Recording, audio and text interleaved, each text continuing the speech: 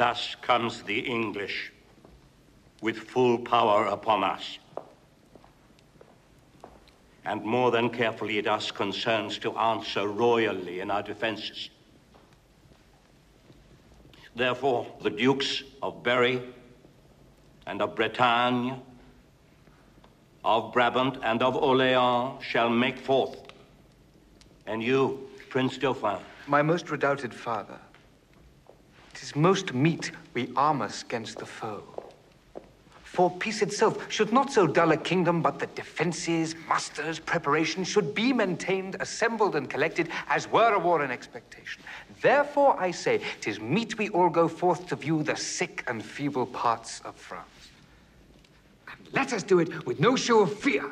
No, with no more than if we heard that England were busied with, a Whitsun Morris dance. For my goodly, she is so idly kinged by a vain, giddy, shallow, humorous youth that fear attends her not.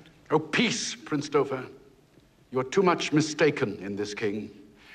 Question, your grace, the late ambassadors. With what great state he heard their embassy. How well supplied with noble counselors. How modest in exception. And withal how terrible in constant resolution.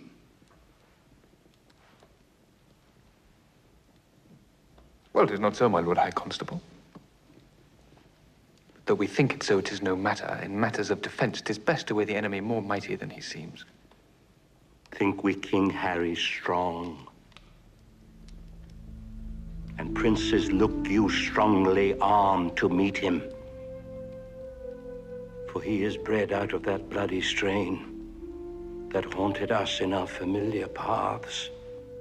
Witness our too much memorable shame when Cressy battle fatally was struck, and all our princes captived by the hand of that black name, Edward,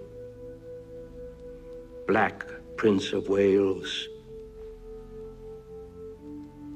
This is a stem of that victorious stock, and let us fear the native mightiness and fate of him.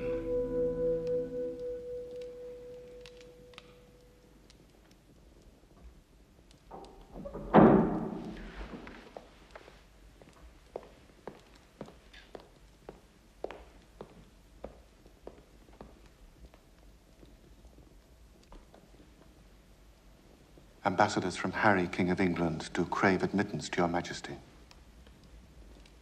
Go and bring them. You see, this chase is hotly followed, friends.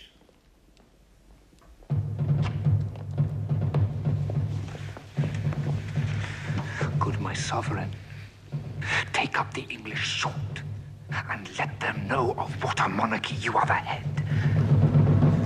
Self-love, my liege, is not so vile a sin as self-neglecting.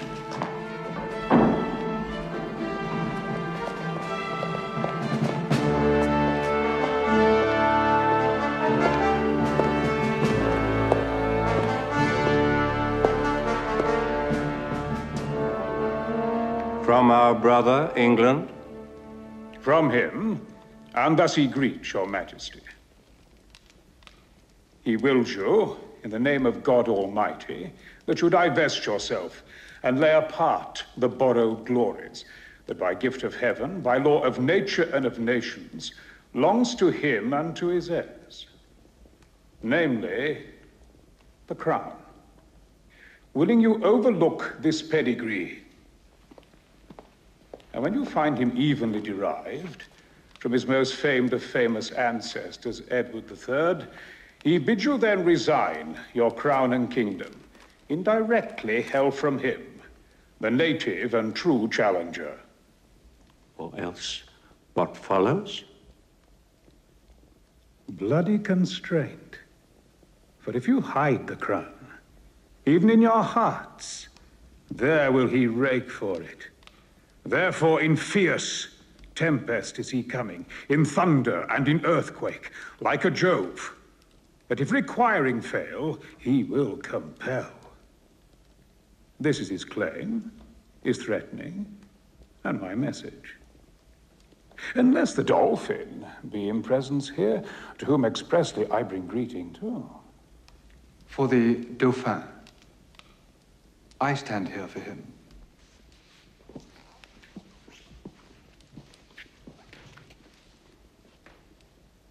What to him from England?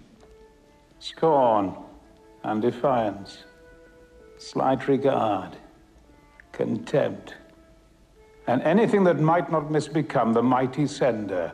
Doth he prize you, and? Thus says my king. Say, if my father render fair return, it is against my will, for I desire nothing but odds with England. And to that end, as matching to his youth and vanity, I did present him with the Paris balls. You make your Paris Louvre shake for it.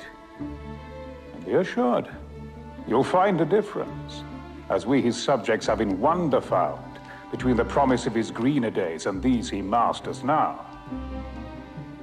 Tomorrow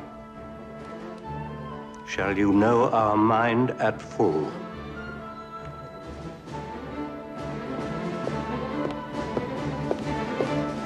Thus, with imagined wing, our swift-seeing flies, in motion of no less celerity than that of thought!